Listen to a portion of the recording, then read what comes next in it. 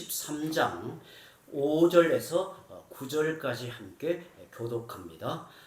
돈을 사랑하지 말고 있는 바를 족한 줄로 알라. 그가 친히 말씀하시기를 내가 결코 너희를 버리지 아니하고 너희를 떠나지 아니하리라 하셨느니라. 그러므로 우리가 담대히 말하되 주는 나를 돕는 이시니 내가 무서워하지 아니하겠노라. 사람이 내게 어찌하리요. 하나님의 말씀을 너희에게 일러주고 너희를 인도하던 자들을 생각하며 그들의 행실의 결말을 주의하여 보고 그들의 믿음을 본받으라. 예수 그리스도는 어제나 오늘나 영원토록 동일하시니라. 함께 읽습니다. 여러 가지 다른 교훈에 끌리지 말라. 마음은 은혜로서 굳게 함이 아름답고 음식으로서 할 것이 아니니 음식으로 말미암아 행한 자는 유익을 얻지 못하였느니라. 아멘. 아멘. 한 달여 만에 우리는 다시 히브리서로 돌아왔습니다.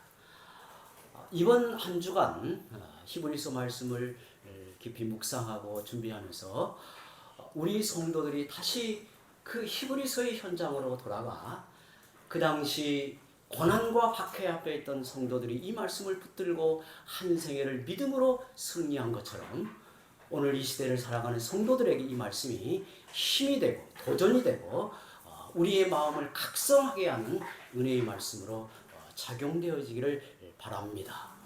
이제 함께 말씀을 나눌 때 성령이 우리 모두의 마음을 어루만지시고 지혜의 마음을 일깨워 주시기를 바랍니다. 이제 말씀을 함께 나눕니다. 성도 여러분, 오늘 우리는 이 땅에 살고 있지만 흔들리지 않은 영원한 천국을 유업으로 받은 사람들입니다. 하지만 흔들리는 이 땅에서 우리가 성도로서 살아갈 때에는 많은 시험과 고난이 있다는 것을 사도는 우리에게 전하고 있습니다. 사도는 그때 우리가 어떻게 살아야 하는가를 히브리서 12장 마지막에서 가르치고 있습니다. 히브리서 12장 28절의 마지막 부분에 13장으로 넘어오면서 마지막에 이렇게 말합니다. 그러므로 우리가 흔들리지 않는 나라를 받았은즉 은혜를 받자. 이로 말미암아 경건함과 두려움으로 하나님을 기쁘시게 섬길지니. 그리고 13장에서 이에 대한 실제적인 권면을 이어가며 히브리서 편지를 마무리합니다. 형제 사랑하기를 계속하고 손님 대접하기를 잊지 말라. 신앙의 밖으로 갇힌 자들을 돌아보고 학대받는 자를 살피라고 합니다. 결혼을 귀하게 여김으로 침소를 더럽히지 말고 혼인의 복됨을 지키라고 합니다. 그리고 오늘 말씀에는 돈을 사랑하지 말고 있는 바를 족한 줄로 알라는 권면을 이어갑니다. 이제 이 부분에서 오늘 이제 시작되는 말씀입니다. 여러분, 왜 돈을 사랑하지 말라고 할까요? 모든 사람들은 돈을 좋아합니다. 돈을 좋아하는 것과 돈을 사랑하는 것은 관점이 달라요. 본질이 다르단 말이죠. 돈의 유익이 크기 때문에 모든 사람에게는 돈이 좋은 것은 당연하죠. 그런데 돈을 사랑하지 말라고 하는 이유가 뭘까요? 돈을 사랑한다는 게 뭘까요? 돈을 사랑한다는 것은 돈이 그의 인생을 지배하는 것을 말합니다. 돈에 끌려가는 인생을 말하고 있죠. 돈에 자기의 마음을 빼앗기고 돈에서 자기 인생의 최고 가치를 찾으며 살아가는 사람들을 말하고 있습니다. 그들을 가르쳐 돈을 사랑하지 말라고 말합니다. 돈을 사랑하면 히브리서 13장에서 우리가 성도로서 하나님의 은혜를 입은 백성으로 살아가는 그 모든 삶이 어긋나고 말기 때문에 그렇습니다. 돈을 사랑하면 형제 사랑과 손님 대접은 내 눈에서 벗어나기 시작하고 갇힌 자와 학대받는 자를 생각할 겨를이 없게 되죠. 돈을 사랑하면 자족할 수 없고 혼인의 복됨을 지킬 수 없고 심지어 가정도 뒷전으로 물러나고 맙니다. 요즘 현대인들을 보면 참 돈을 사랑한다라고 하는 것이 얼마나 우리의 피부에 와닿는가를 깨닫게 되죠.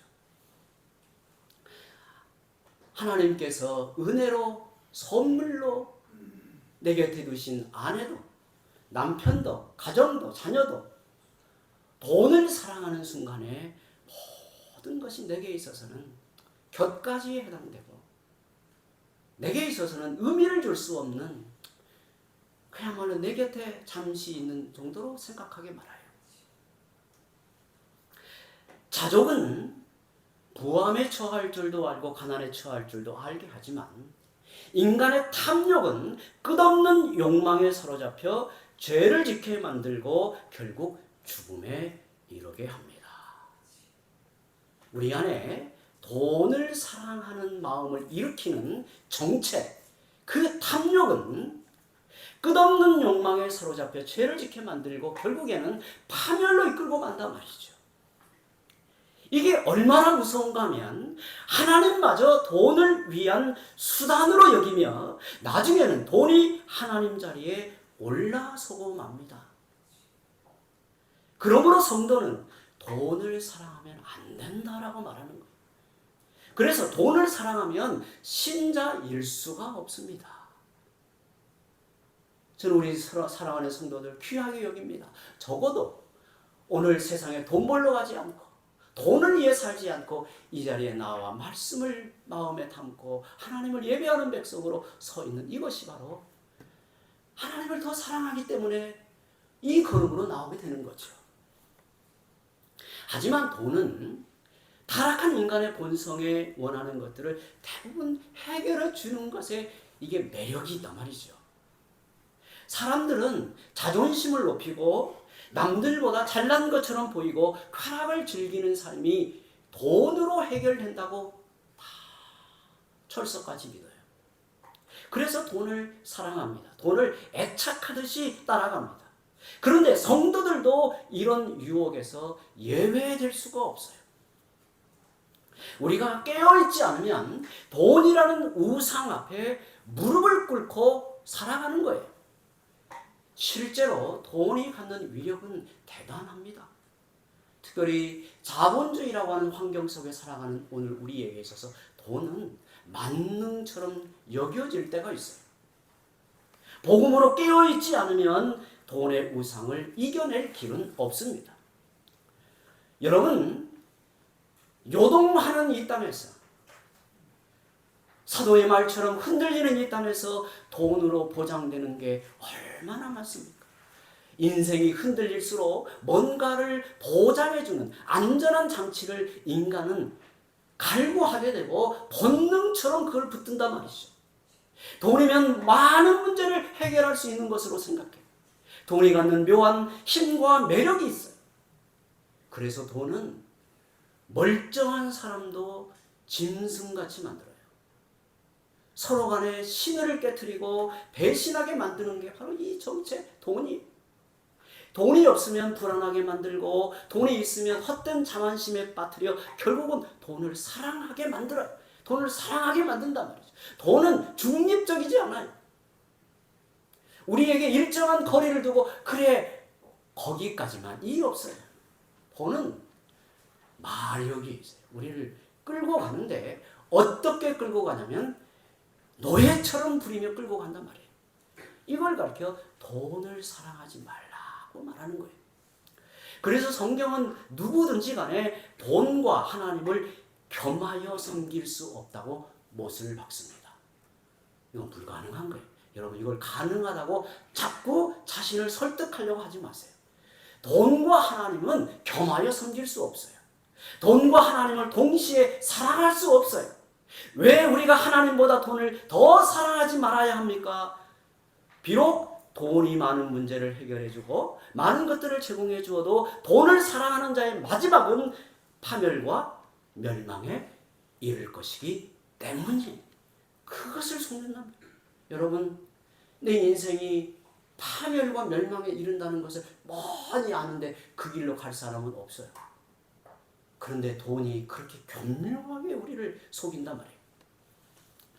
디모데전서 6장 6절에서 10절을 우리 함께 천천히 말씀을 생각하며 읽습니다. 시작. 그러나 자족하는 마음이 있으면 경건은 큰 이익이 되느니라.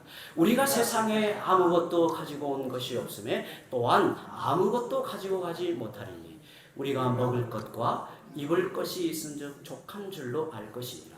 부하려 하는 자들은 시험과 올무와 여러 가지 어리석고 해로운 욕심에 떨어지나니 곧 사람으로 파멸과 멸망에 빠지게 하는 것이라. 돈을 사랑함이 일만하게 뿌리가 되나니 이것을 탐내는 자들은 미혹을 받아 믿음에서 떠나 많은 근심으로서 자기를 찔렀도다. 아멘.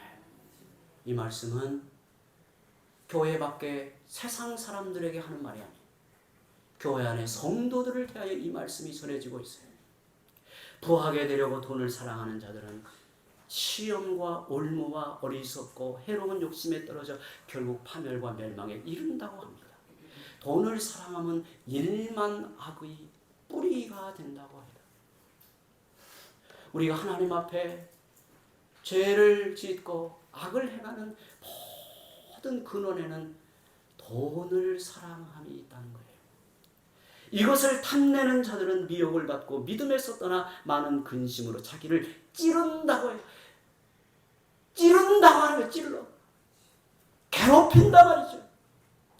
여러분, 돈을 사랑하여 부하게 되면 인생이 행복해지는 것처럼 생각하지만 오늘 사도는 우리에게 말하기를 그것이 너의 인생을 찌른다. 가시가 되어서 괴롭힌다고 그래요. 그런데도 우리는 돈이 없으면 불안해하고 돈이 좀 있으면 안심하는 어리석고 연약한 인생을 살고 있어요. 하나님보다 돈에 있다는 증거죠. 우리의 믿음이 약하다는 게 이런 것입니다. 저는 우리 성도들에게 이렇게 물어요. 오늘 우리 장로님을 통해서 내 안에 고백되어지는 신앙의 내용, 신앙의 실체가 사도신경의 고백의 내용으로 분명해져야 된다고 하는 것을 오늘 우리가 첫 번째 시간에 공부했습니다. 이건 매우 중요한 문제예요. 그런데 여러분, 그 하나님, 우리의 성부 하나님, 성자 그리스도 성령 하나님을 내가 참으로 믿고 믿은 대로 고백하며 살아가는 실체가 어디에서 시금석처럼 드러나게 되는가? 사람이 극한 상황에 처하여지면, 계산적으로 삶이 불가능해지면, 자기 인생을 하나님께 두고 간당간당한 삶을 살아갈 때 드디어 그의 중심이 드러나게 돼요. 저는 지나온 목회의 여정, 대학을 졸업하고 신학교에 들어가서 지금까지 지나오면서 3번의 아주 어려운 곰핍한 생활을 한 적이 있었어요. 저는 신학교에 들어가면서 부모님에게 이제 대학까지 저를 교육을 시켜주셨으니 이제는 독립하여 제가 알아서 하겠습니다라고 용감하게 독립을 선언하고 종이 하나에 주소 하나를 적어줬어요. 우리 지성수 목사님이 저에게 종이 하나에다가 합동신학교 주소를 적어주면 여기를 찾아가거라 그랬어요. 제가 학교를 수원에 와서 내려서 물어물어 찾아갔는데요. 학교를 바로 찾아가지 못하고 옛날에 제가 아주대 뒤에 무슨 그 위로 올라갔어요. 가니까 여기가 없다는 거예요. 내려와서 또 다시 찾아서 학교를 갔어요. 저는 3년 동안 정말 오로지 하나님만 보고 3년을 버틴 것 같아요. 저는 공부보다도 버텼다고 고백하고 싶어요. 부끄럽게 저는 실력을 쌓고 목사의 이 모든 지식을 겸비하기 위해서 공부하기보다는 다음 학기 등록금이 장학금 외에는 없었기 때문에 그냥 그건 매달렸어요. 그래서 저는 어떤 때는 후회스러워요. 공부에 그렇게 점수에 매달리며 공부한 게 후회스러울 때가 있어요. 저는 우리 선생님들이 너무 고마워요. 감사해요. 우리 박형영 교수님이 이 사정을 알고요.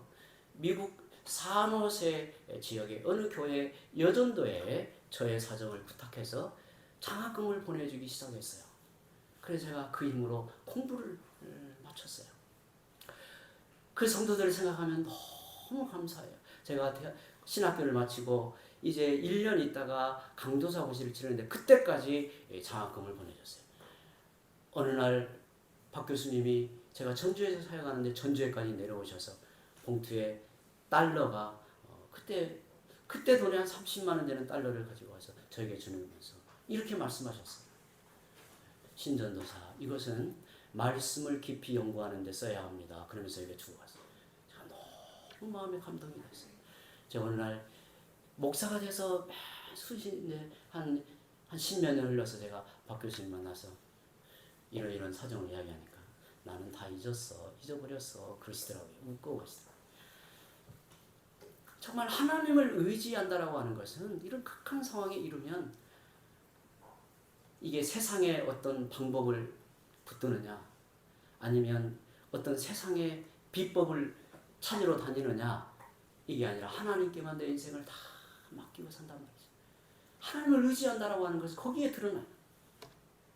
오늘 우리에게 하나님은 끊임없이 말씀하십니다. 인생의 궁극적인 힘은 돈에 있는 것이 아니라 하나님이 너의 힘이요 능력이시다. 너의 근원적인 도움은 돈에 있는 게 아니라 하나님께 있다. 하나님이 너를 붙드시고 진정으로 도우신다. 두려워 말라, 놀라지 말라. 하나님이 너와 함께 하신다. 너희는 담대하라고 하십니다. 그러면서 돈을 사랑하지 말라고 말하는 거예요. 여러분, 하나님은 덮어놓고 툭 던지듯이 돈을 사랑하지 마라는 게 아니에요. 하나님과 돈을 겸하여 사랑할 수 없다고 하십니다. 돈이 주는 힘과 제공하는 혜택을 믿지 말고 그걸 붙들지 말고 하나님의 궁극적인 도우심과 보호하심을 믿으라고 하는 겁니다. 사도는 그들을 향해 그 성도들을 향해 시편 118편 6절을 인용하여 이렇게 권면합니다.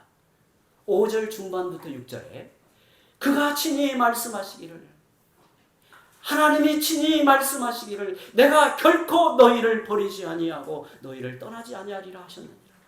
그러므로 우리가 담대히 말하되 주는 나를 돕는 이시니 내가 무서워하지 아니하겠노라. 사람이 내게 어찌하리요 하며. 우리가 돈을 사랑하는 유혹에 빠지는 것은 사실 이것은 믿음에 속한 문제입니다. 믿음에 속한 문제. 여러 이유를 댈 수 있어요. 내가 이러이러해서 돈을 벌어야 한다, 돈을 붙들어야 된다라고 말을 하지만 이것은 믿음에 속한 문제라는 거예요. 하나님의 도우심과 보호하심을 믿지 못하고 당장 눈에 보이는 돈의 위력을 더 믿고 의지할 때 인간은 돈에 매달리고 돈을 사랑하게 됩니다.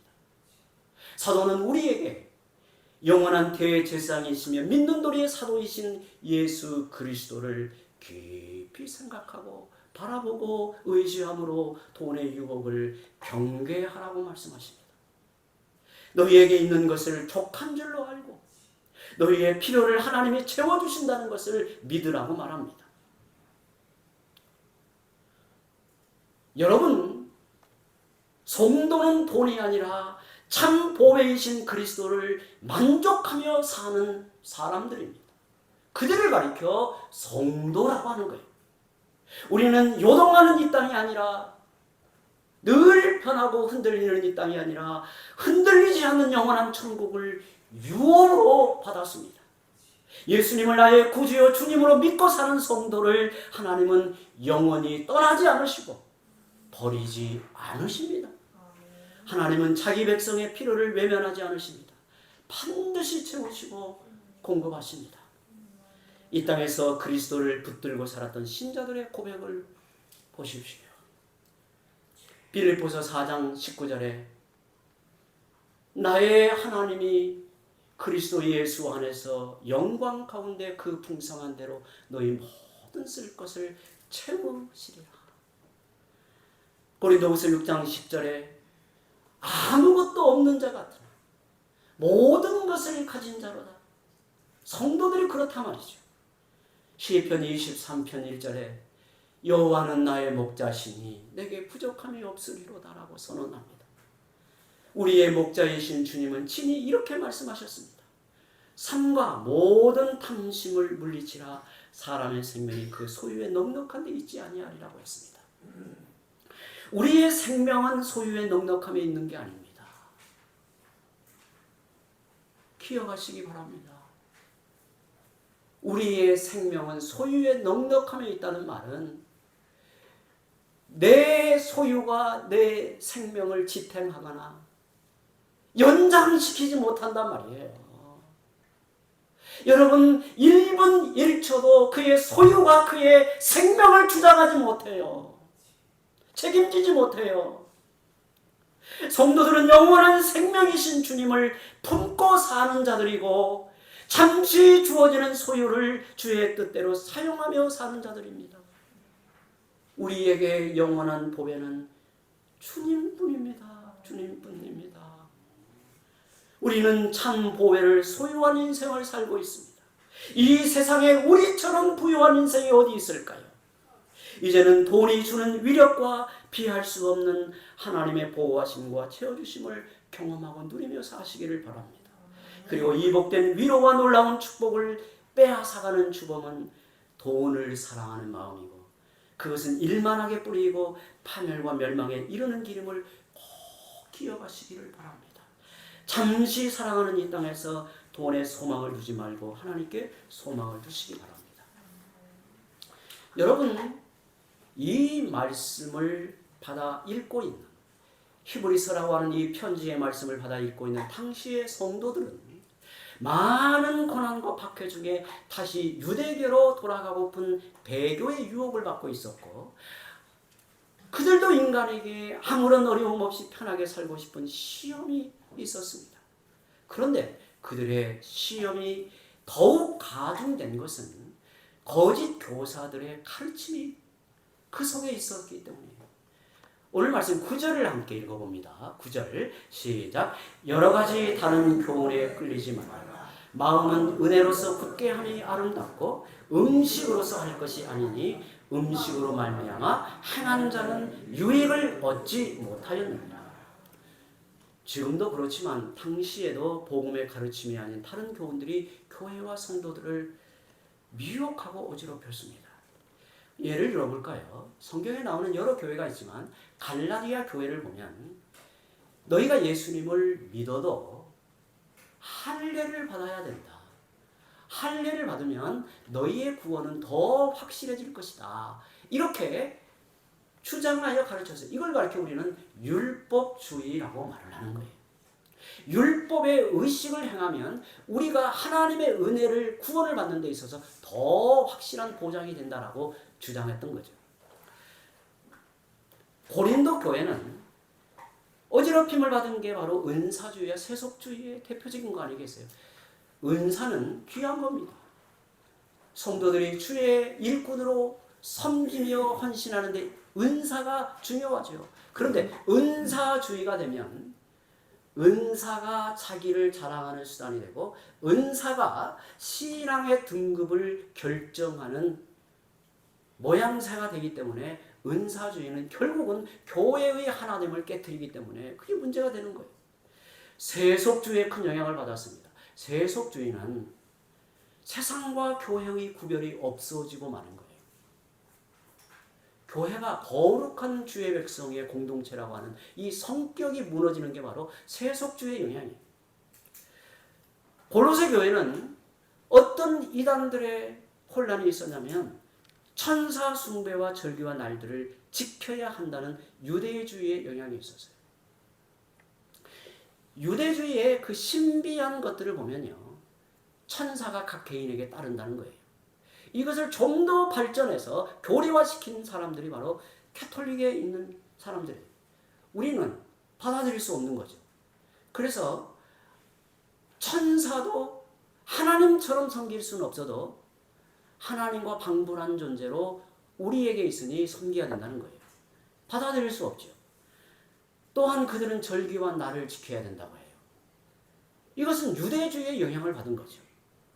여러분, 참 신자로서 자라가는 것은 복음의 진리 안에 흔들림 없이 서는 문제예요.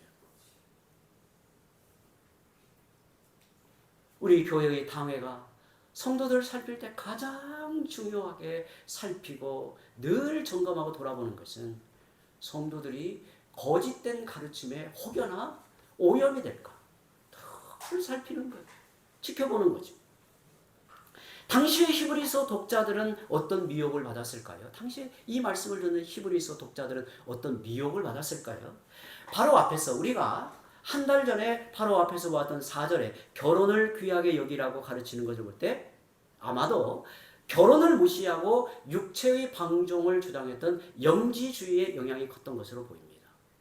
영지주의는 제가 수차례 설명을 드리듯이 저를 보시기 바랍니다. 저를. 영지주의는 영혼은 선한데 물질은 악하다라고 보는 거예요. 저를 예를 들어보죠. 제 마음의 영혼은 선합니다. 영혼의 활동은 다 선한 거예요. 육체의 활동은 육체와 관련된 건 다 악하는 거예요. 결혼을 예를 들어볼까요? 내 마음만 순결하다면, 내 영혼만 순결하다면 육체로 부정한 짓을 행하는 건 문제가 되지 않는다. 우리가 보면 이런 미친놈들이 어디 있나. 이거 말도 안 되는 거지만 영지주의자들은 그것을 스스럼없이 주장했던 사람들이에요. 요즘에 영지주의 영향은 이제 끝났나요?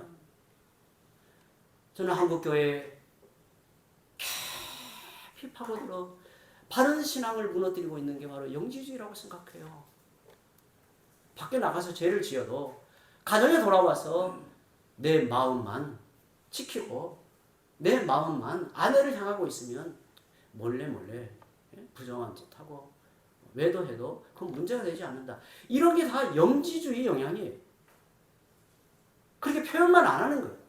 이렇게 생각하는 사람이 얼마나 많은지 몰라요.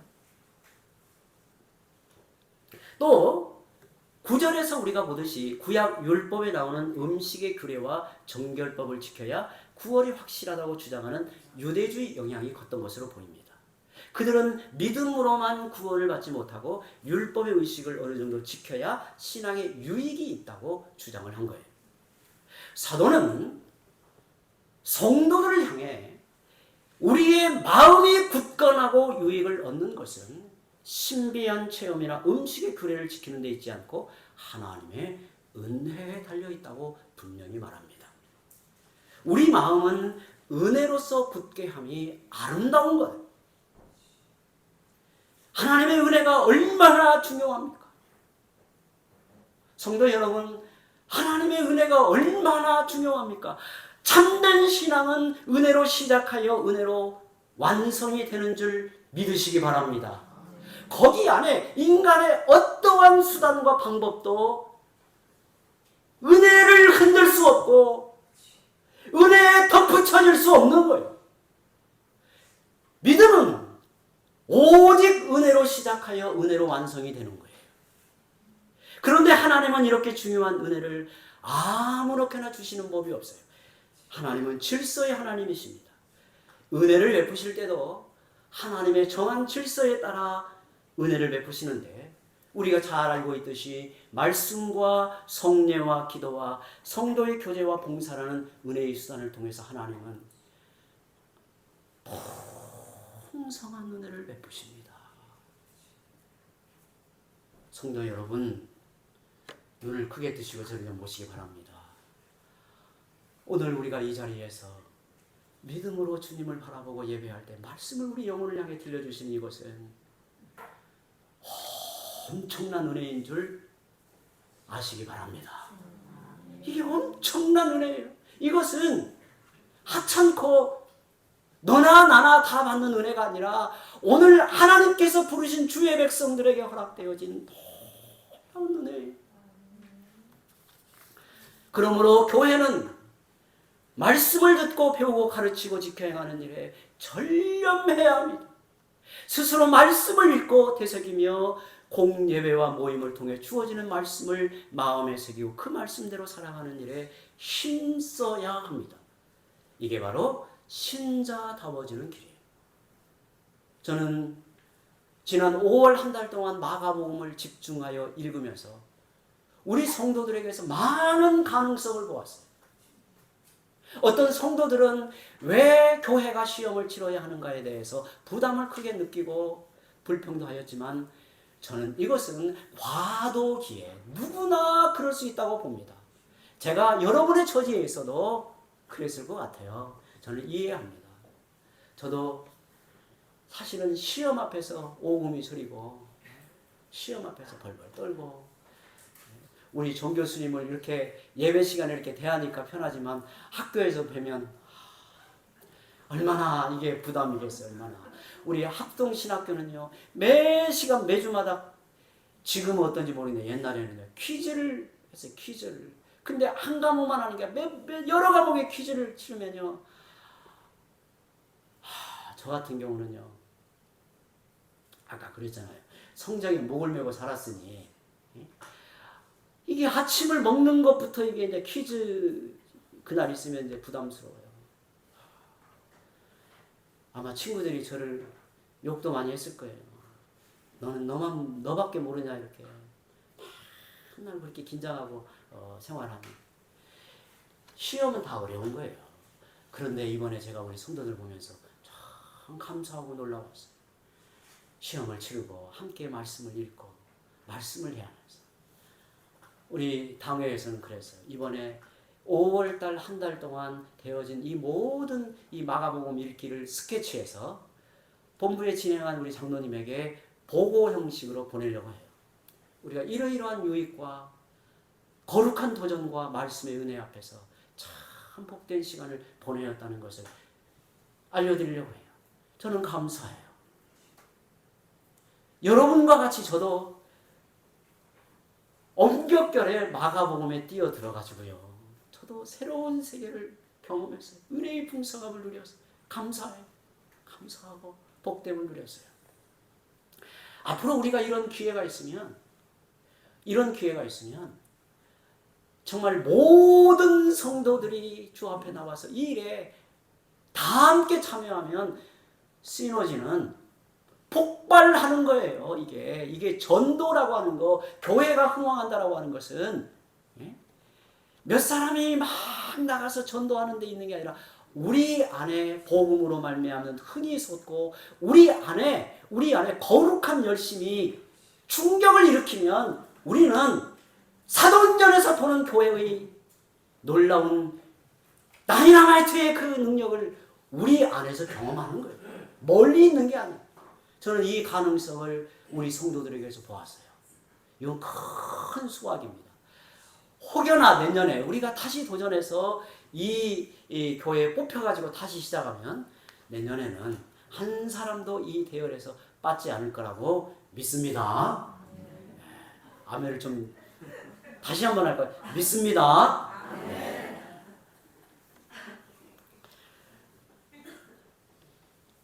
제가 얼마나 우리 성도들이 고맙고 감사하든지 제가 우리 송장님에게 그랬어요. 오늘 떡을 만들어서 우리 모든 성도들이 다 애썼는데 격려하기 위해서 선물로 드렸으면 좋겠습니다. 그러니까 우리 재직회 때 우리 이야기를 나눴는데 다 기뻐하고 그렇게 하자고 해서 오늘 예배를 마치고 또 떡을 드릴 거예요. 이것은 주님이 우리를 격려하는 선물입니다. 네, 계속해서 말씀을 이어갑니다. 사실 교회 안의 모든 문제와 혼란과 어려움은 말씀 앞에 바로 서지 못할 때 일어나는 겁니다. 하나님의 말씀이 제대로 선포되지 않고 다른 교훈이 난무하고 바른 교리의 가르침이 약해지면 교회는 지나온 2000년의 교회 역사를 볼 때 교회는 현저하게 생명력을 잃었어요. 그래서 사도는 7절에 이렇게 당부합니다. 하나님의 말씀을 너희에게 일러주고 너희를 인도하던 자들을 생각하며 그들의 행실의 결말을 주의하보고 그들의 믿음을 본받으라고 했어요. 너희의 영적 지도자가 가르치는 말씀과 교훈들을 기억하며 그들의 행실을 주의하여 보고 그들의 믿음을 본받으라고 당부합니다. 그들의 영적 지도자는 당시의 사도들을 가리킵니다. 사도들이 선포한 복음의 진리로 교회는 그리스도의 몸으로 자라납니다. 사도의 뒤를 이어 세워진 교회의 모든 지도자는 말씀을 강론하여 섬기며 그 말씀으로 교회를 가르쳐 인도하는 직무를 동일하게 받습니다. 어제나 오늘이나 영원토록 동일하신 주님이 교회의 머리로 계시고 동일한 말씀과 동일한 가르침을 전하는 주님의 종들을 일으켜 교회를 돌보게 하시는 주님을 생각하면 우리는 목이 메이는 것입니다. 사랑하는 성도 여러분, 우리 교회의 머리이신 주님은 우리를 얼마나 사랑하시는지, 처음 교회를 일으킬 때 사도들을 그들 앞에 세워 복음을 전하여 동일한 가르침으로 교회를 일으켜 세우고 자라게 하는 것처럼 오늘 이 시대에도 주님은 그 일을 동일하게 하신단 말이죠. 영원하신 동일한 주님이기 때문에 그래요.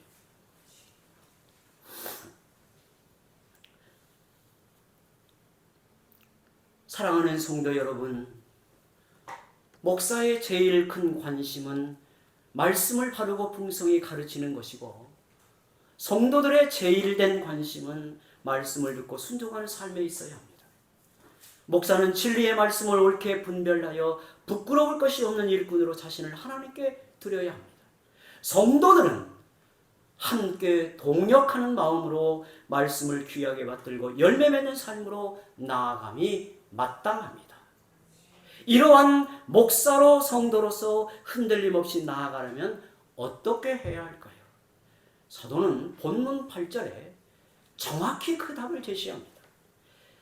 예수 그리스도는 어제나 오늘이나 영원토록 동일하시니라. 우리 모두는 교회의 머리이신 주님을 바라보고 주의 인도하심과 가르치심 앞에 순종하며 나아가는 겁니다. 교회의 시작부터 완성까지 교회를 다스리고 보호하고 지키시는 분은 주님이십니다. 우리 모두는 주님 앞에 각자의 은사와 직분을 따라 섬기는 자들이요 그 부르심을 따라 충성되게 살아갈 뿐입니다. 아무리 뛰어나고 유능한 인물도 잠시 맡겨진 때를 섬길 뿐입니다. 아무리 훌륭한 지도자라도 흠이 있고 연약함이 있습니다. 하지만 교회의 머리 되시고 우리의 영원한 대장이신 주님은 어제나 오늘이나 영원토록 동일하게 우리의 목자로서 우리 앞에 계십니다. 지금도 하나님 모자 우편에 좌정하여 온 천지 만물을 주관하고 계시지만 친히 영으로 임하여 우리와 함께 하시는 주님은 친히 말씀의 은혜를 베푸시고 교회를 다스리고 계십니다. 교회를 다스리고 계십니다. 우리 모두가 집중하고 푯대로 삼고 나아갈 분은 예수님이시고 그분의 말씀입니다. 아무리 좋은 지도자라도 시간이 지나면 과거의 사람으로 잊혀집니다. 인간 지도자를 따르면 그 사람을 따라 흔들리기 쉽습니다. 우리의 근본 신앙의 토대이고 목자이신 주님, 우리의 영원하신 인도자는 예수 그리스도뿐입니다. 우리의 선한 목자이신 예수님을 바라보고 그분의 말씀을 따라가는 참 신자가 되기를 바랍니다. 우리 함께 기도합니다.